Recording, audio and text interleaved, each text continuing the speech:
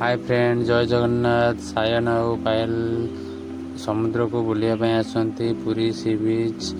ये बहुत मजा होची। समुद्र रे गाधिया आसु जगन्नाथ को दर्शन करने आसु।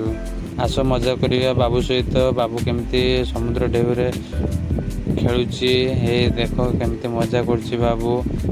टोटाली ये पानी रे उठुची पड़ुची।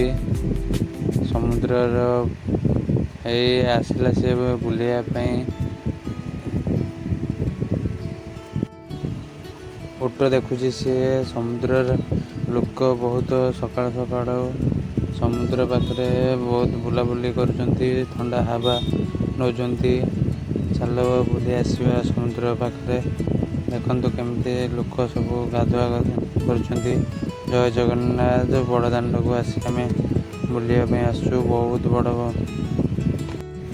सकाल सकाल बड़ दांड बहुत भक्त गहली होती। भीतर को जावाई बहुत असुविधा हो। बहुत खरा होती। देखु केते लोक छिड़ा भीतर प्रबल भिड़। आम पछ गेट दे लाइन रे छिड़ा होइचु।